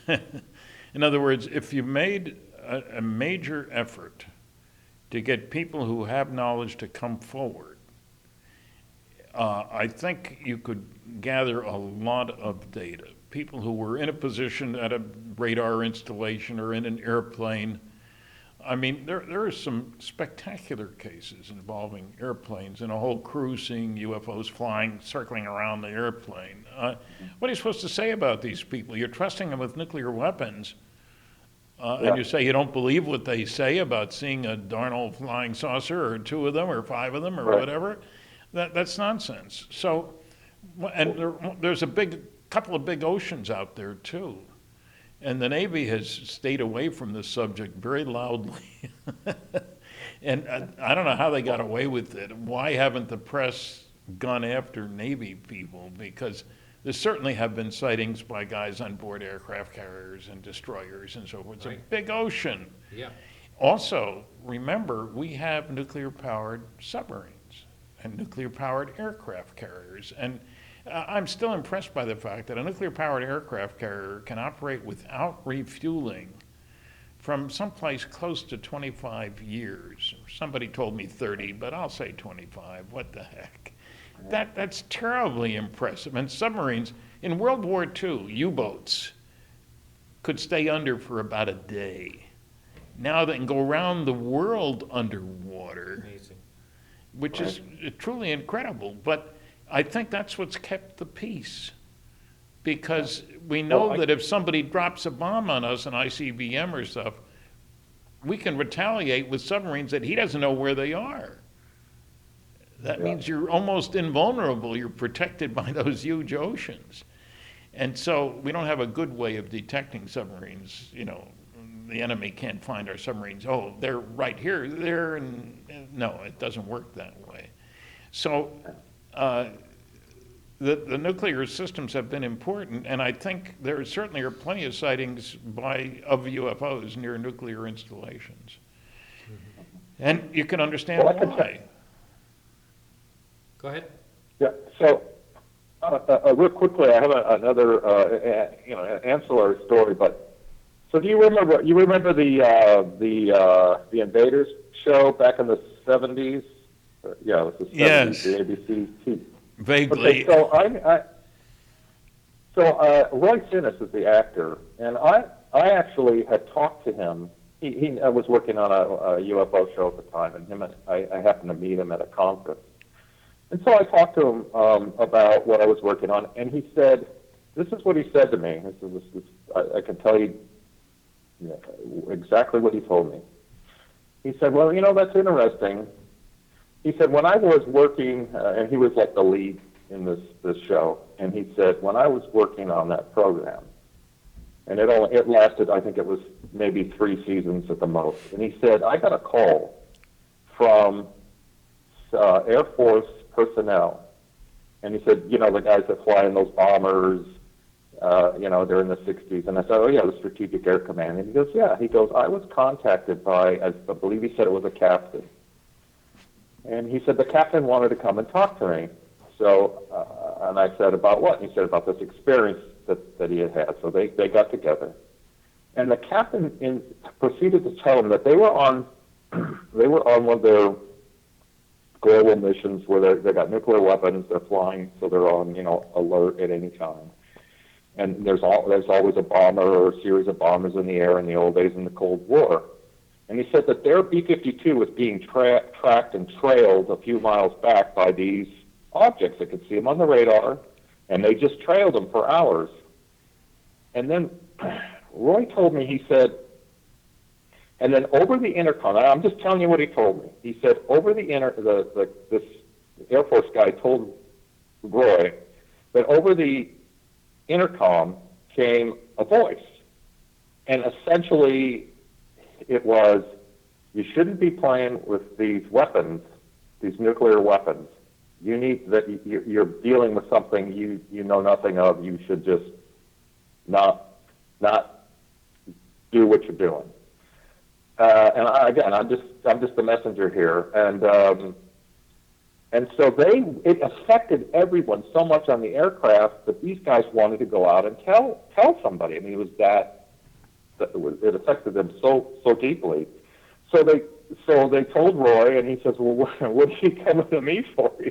And he said, well, can you help us get this out and go public with it? And he said, well, I'm an actor on a TV show. It's quote, fictional. And he said, but if you want me to do something, I'll try to help you. And he said, okay, well, we'll get back to you. And he didn't hear from them for a couple months, and then they eventually got back to him and said, we were told, and this is kind of obvious, but he said we were told to keep our mouths shut, to not talk about any of this. And he says, you're not going to hear from me anymore. And I've been clearly given those directions. So thank you very much, but that's it. And Roy told me this in person, this story. So there's stuff going on. I saw it myself, and you're tracking it, in your way. And one day we're going to know about it, and I think it's going to be huge, much more bigger than we ever think. I think there's that extraterrestrial aspect of things, but I just feel that us as conscious beings, this goes way beyond extraterrestrial, and I think I think the way that these beings are getting here, they're so advanced that I think the development has been that they literally can travel with their mind. I think that's, I mean, I think they're coming here at different levels, many versions, many different evolutionary periods, but I think the ones at the top can just get here by thinking it. But thank you so much. I appreciate everything you've done. You're very welcome. And we do appreciate the call. We actually have another caller calling in. I'll take them now. And I want to follow up after this call. Hang in there, caller. I want to follow up after this call about Bill Moore a little bit. Caller, you're on the line. Your first name, where are you calling from? New Jersey. I'm sorry? Can you hear me? You're on. New Jersey. What's your first name, please? My name is Joe from New Jersey. Hi, Joe. You got a comment or question for Stanton Friedman? I would just like to thank him for lending credibility to the whole subject, because most of the times when you talk about this stuff, you're viewed as a crackpot. And the other thing I wanted to ask him was about, the reason like NASA and the governments don't use rockets anymore and got rid of the space shuttle.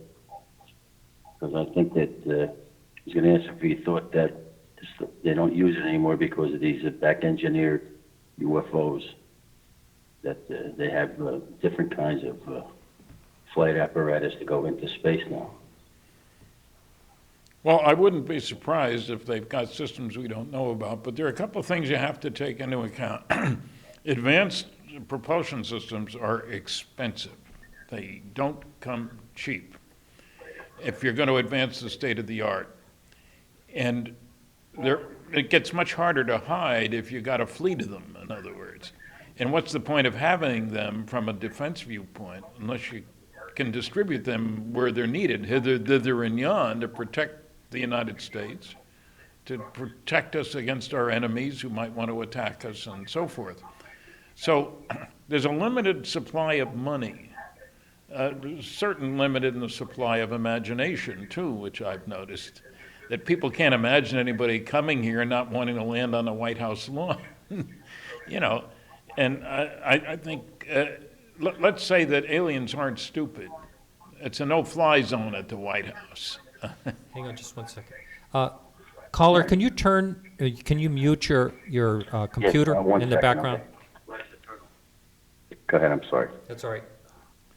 No, just that the whole question, there have already been well over a dozen PhD theses done about UFOs. Most people don't know about any of them, And I get professors who say, why hasn't somebody written a thesis? Well, they have. One of them was about press coverage and had some very damning statements to make about the inadequacy, the failure of the press to do its job, et cetera, et cetera.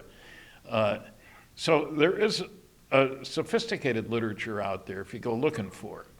In my book, Top Secret MAJIC, which was written a number of years ago, I list, I think it's 11 PhD theses done about UFOs. And people stare at me, what do you mean? They got paid? I mean, they did a thesis? Yes. One was on press coverage, which I found very fascinating, but psychological and philosophical implications and things like that. The stuff is out there, but you got to go looking for it. It's not coming to you. Hey, thanks for the call. You're welcome. Thank you. Okay, we have another one calling in. And caller, welcome to the show. Your first name and where are you calling from? Welcome to the show. Where are you calling from? Your name, please. Obviously, there's a problem there. I see a Massachusetts number on the line. Okay, can't hear them. All right, so what I wanted to ask you about, you were I would say you were good friends with Bill Moore at the time. You worked Yes. with him. Yes. So the MUFON conference in 1989, he comes out and talks about being a disinformation agent. He talks about the Paul Benowitz case being involved in not a good way in that. Did you have any inkling that something was going on before he came out with that? Not really, but Bill Bill and I are drastically different in our approach to these matters. And we had our disagreements even back then. He worked hard. He persisted in going after people and data, finding people and so forth. But there's no question that the field was ripe for disinformation because there's so little checking and double checking and triple checking. The Rick Doty business, that whole thing there. And there's no question that there are people in the government who are very happy to disinform, to keep the wolves at bay, so to speak, by seeding the turf with false information, misleading information, and so forth. If you talk to any serious military officers from back then, you'll know that there were, what's the word I want, indoctrinations to stay away from this subject. Don't leak this information. I mean, it's obvious you don't want your officers to release the latest nuclear weapons design, for example. There's a lot of other stuff you don't want them to release either. Remember, there's something missing in this equation. Who speaks for planet Earth? It's easy to talk about landing on the White House lawn, but still, the president doesn't speak for the planet. That's right. Yeah, that's kind There's of a nobody silly. who speaks for the planet. Yeah. We have the caller. Sounds like there's feedback coming through. If you could mute whatever. Uh-oh. Yeah, mute whatever. Is that- Yeah. Yeah, I don't have nothing. Let me turn All the right. volume down on my headset. Yeah, because I hear a hiss. So I want to continue that talk a little bit more in just a minute. Sure. We do have another call coming in too. So you get where are you calling from and what's your first name, please? You're talking to me, right? That's correct. Okay, this is Eric. I'm calling from Boston. Hey, Eric. I'm actually the MUFON State Director for Massachusetts. Oh, hey, welcome. Yeah. And I met Stan a few years ago up in Maine at the STAR, the Contactee Conference up in Maine. Oh, yeah. It was great. Stan, you mentioned that typically we no longer feel that we try not to think that we're the center of the universe, which brings me to something that I have troubles with current science. Let me spout out some figures here. Earth, they say, is, hold on, I got it all up, 4.5 billion years. Okay. Earth is 4.5 billion years. Okay. The universe, they say, current science wants to say, is 13.8 billion years. Yeah. So it's like on the same scale there.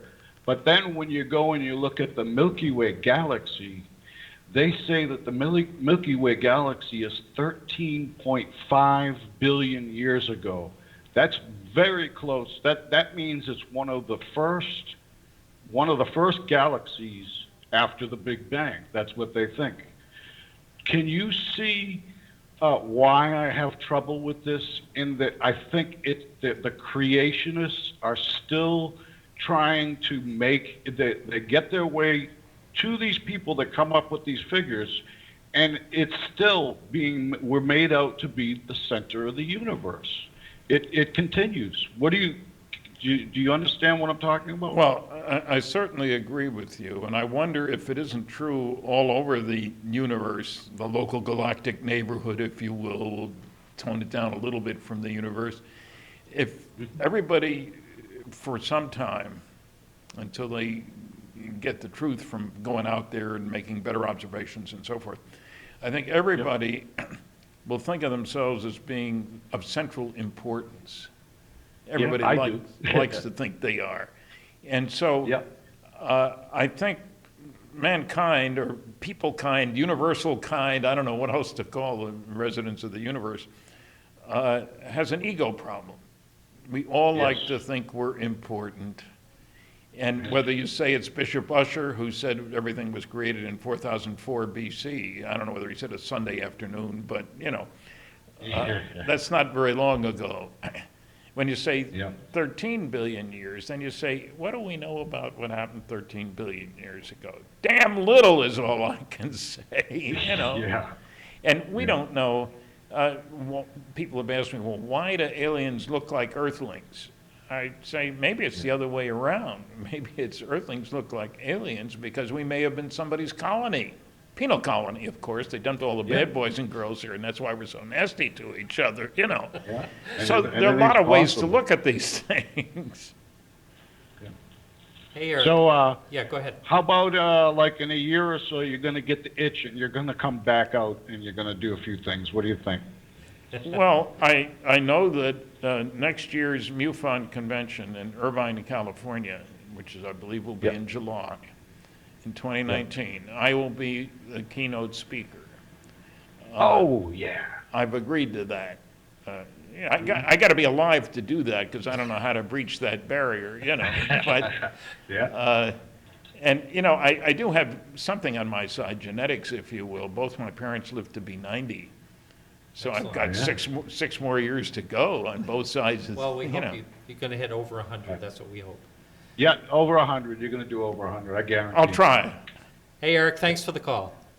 All right, thanks a lot. Bye-bye. Bye-bye. Another one coming in. All right, looks like it's coming up. Hello, caller. Oh, that went away, hung up. Okay, so the person will probably call right back, but, so the question I had, were you at that, regarding Bill Moore, were you actually at that MUFON event, or how soon after that did you hear about when he came out and said he was did disinformation? I was there. You were there. And I was rather upset with Bill part of the time there, as you can imagine. And it bothered me. Like I say, we have different standards, and that's not surprising. Our backgrounds are drastically different in what you do for a living. As a nuclear physicist, you can't get by with opinions about most things. You got to have facts. You have to have data. Hang on just one second. Caller, you're going to have to wait on hold, and please mute your computer or whatever you're listening on. Well, just that Bill and I and Jamie, we did work together. We did work hard, gathering information, collecting data. And Bill they had big plans about Jamie's Hollywood. And so, you know, make a big special production and so forth. And we had our disagreements too, because I felt you got to stick closer to the facts. And That's what I've always liked about you. well, thank you. Well, I'd be untrue to myself and to being the professional organizations to which I work, to which I belong, if I wasn't concerned about facts first and opinions later. It's just the way things are. When you work for GE or Westinghouse or one of these outfits, they don't want bologna. Yeah, I'm sure. Or meatloaf. You know, they want steak. Yeah. First cut. Right. Caller, you're on the line now. Your first name and where are you calling from? Hi, my name's Kevin. I'm from Pittsburgh, Pennsylvania, Stan's old stomping grounds. All right. Welcome to the show, Kevin. Hi, Stan. Hey, I just bought one of your books off your website. I have to tell you, I've been waiting a while, and I figured tonight's the night to start getting. So. Well, good. The more people who buy the books, the faster they go flowing. And the point, you know, books, people think authors make a ton of money, and there are some who do, but I'm not one of them. You know, royalties aren't that great. I make more money selling the books that I can buy at a very good discount from the publisher, my publisher. Really? He's good to us. Yeah. So I carry books around, I ship books ahead, and all that sort of thing. Go ahead. Well, I just wanted to start adding to my collection. I loved your work, and I've always loved your work. And thank you so much for all you've done. I just have one quick question for you. Sure. Out of all of your years in this field and your studying and who you've interviewed and everything that goes along with it, can you tell us maybe what is your biggest disappointment or who has been your biggest disappointment? And you don't have to mention names, but I just wanted to know, you know, what has really sometimes maybe turned you off to all this?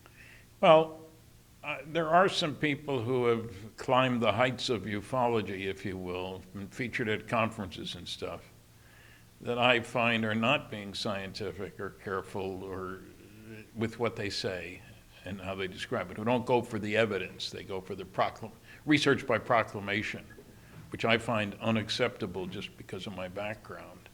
I could never have gotten away with that kind of stuff when I was working as a physicist.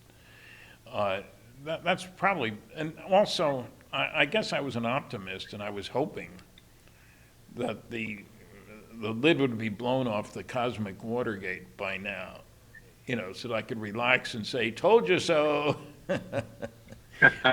But I haven't seen that happen. Well, I think you've pried the lid off a little bit. I have to say that. Well, I've tried with Roswell in particular, and I get a real kick out of the people's reaction when I show blacked out documents and whited out documents. If people say, "What's he talking about?" Well, the National Security Agency, the NSA, or no such agency, as some people say, when we used the Freedom of Information Act, we went after them for their UFO stuff. This is years ago. And they really gave us nothing, but they had found 156 top secret Umbra UFO documents. And we finally got copies of some of these things. They're all whited out. You could read one sentence per page. One sentence per page. And you can't read what's under the whiteout because you're getting a Xerox of it. You're not getting the originals. And so that was a disappointment, but it's certainly proof. The same happens with the CIA, incidentally. We got 800 pages of material through secret. And I later got a few dozen pages of top secret material. But, you could read 10 words on some of the pages if you were lucky, So, and then when I get people tell me, "Oh, the government can't keep secrets," I say, "Do you know what's under this blacked out stuff?" So the data is there. And, it's hard to gather all this stuff and put it out. Publishers aren't interested in informing the public. They're interested in publishing books and making money. Nothing against my publisher. He's always been cooperative, and they've always gotten the books where they were supposed to be, when they were supposed to be there, and stuff like that. But processing the truth is not the goal of publishing a book from the publisher's viewpoint. What good is a book if you can't sell it?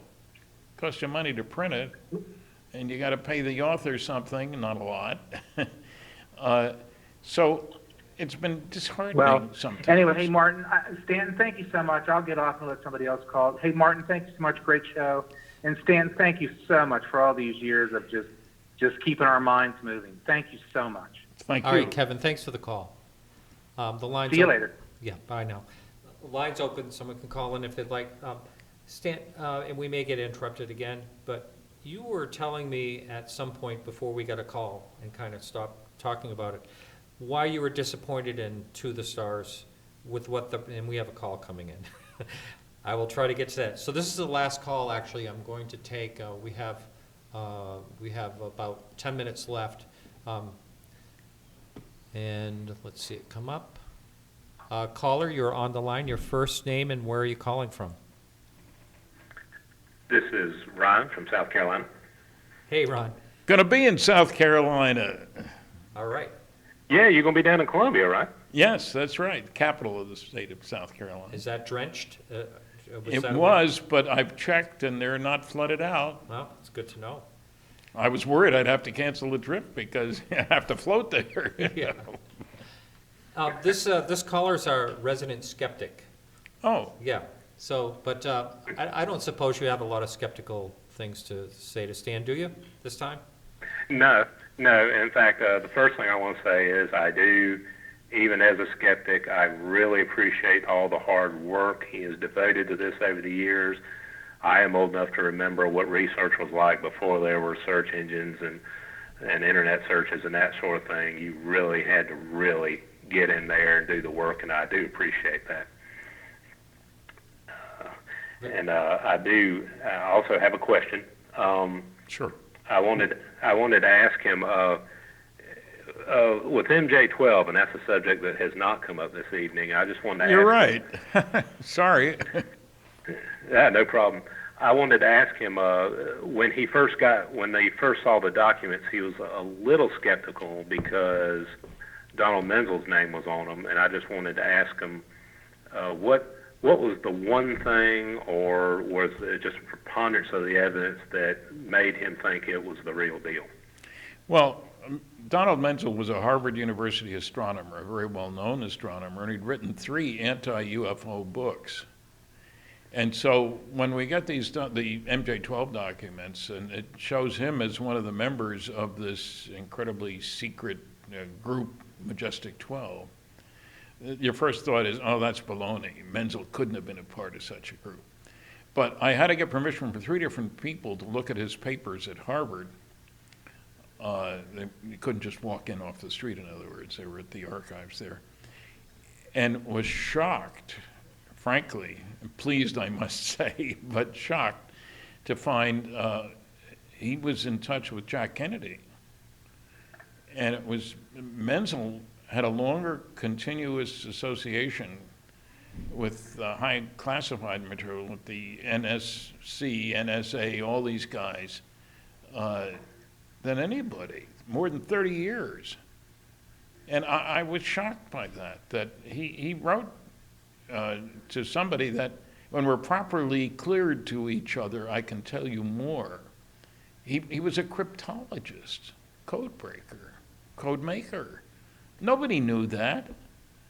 I mean, and I talked to families of all the 12 members, except one. Some I couldn't find. I think, I don't know, the family was gone or whatever it was. But Menzel was the biggest surprise. Everybody asked me what was the biggest surprise in my UFO research. It was finding Menzel's name on that list and then being able to prove that he had clearances, that he did all kinds of classified work and so forth. That was a shocker. But I did the homework. It took a lot of effort. I mean, and the people who say, oh, Menzel couldn't have led a double life, well, I would like to point out to 3 names, Philby, Burgess, and McLean. These were Russian spies who worked in British intelligence. You know, you can keep secrets, and you can be inside an organization that is working on the opposite side from where you are. And they did, those were just 3 names. I'm sure there were many others, you know, on both sides of the Iron Curtain. But Menzel was a shock. And I did talk to his wife. I did talk to one of his children. I was very impressed. I became a fan of Donald Menzel. I had one phone conversation with him early on. And he said to me, you can't be a scientist and believe in flying saucers. And I laughed, and he got angry. Wow, amazing. All right, Ryan, hey, thanks for the call. All right, thank you. Thank you. Bye-bye.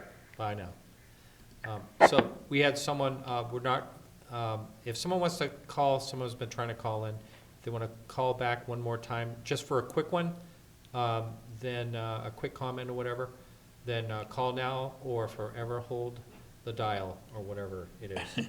But so we were talking about, I'm not seeing that call coming in, so we're talking about why you were disappointed in, I don't want to end on a negative note, we only have a few minutes left here, but why were you disappointed in To the Stars? Because there's not a lot going on? Well, yeah, let me make one comment. The other shoe, I've been waiting for the shoe to drop for 7 months. Yes. It sounded so promising. I was so impressed with the people. And yet we haven't had, there had to be reports written. We haven't seen any of them. Now, whether that just means somebody's being stubborn about declassifying, that's probably the most logical reaction. But still, that was the disappointment, that I thought the ball was rolling and it stopped. Yeah, yeah. All right, Stan, so we have 2 minutes left. I want, if you would, tell me what's been the best thing about this for you. I'm sorry we're not going to be taking any more calls at this point. What's been the best part of ufology for you? The opportunity to talk to a lot of people in a lot of places who were sharp people and who had bits and pieces to tell me. That, you know, it would be easy to think, well, Friedman's the only one who thinks the way he does or has reached the conclusions he has. Well, I know that's not true because I've talked to so many people in so many places, all 50 states, 10 provinces, 19 other countries, And I have a question and answer period after every lecture, and I do lots of radio shows like this one, and, you know, television shows and so forth. And so I am disappointed that we haven't gotten farther. I will say that. Because I was hoping that during my lifetime, the truth would be exposed and mankind would start to realize that Earthlings are not unique, they're not as important as they'd like to think they are, and maybe we can join the Galactic Federation sometime, I hope. And one last quick question. We have 1 minute left. What's some advice that you would give someone that's coming into the UFO field now? The biggest thing is do your homework. Look, I've got a 10-page reference list at the end of Top Secret MAJIC, and got almost much in Flying Saucers and Science. There's a lot of stuff out there. There are scholarly works. There are large-scale scientific studies that most people are totally unaware of. So if you want to get steeped in the facts, they're there, but you got to look for them. I'm sorry, Blue Book Special Report 14 has data on 3,201 sightings. Most people have never heard of it. That's really amazing. Stan, I want to thank you personally so much for all that you have, you've given to the field, and it's been such an honor to talk to you. And one of the things I've always liked about you is you're approachable, and you make yourself approachable at any event, and also even on your website you give information, which is kind of daring. I don't even do that. So anyway. You mean how they can reach me? Yeah. Yes. Yeah. So thanks so much. I really appreciate it. It's been my pleasure. Go to StantonFriedman.com and get the scoop. Yep, it's all there. And all right, everyone, so that's it for the show. Next week we'll be back with Joseph Burks. And I want to thank everyone for listening. And remember, you keep your eyes to the sky.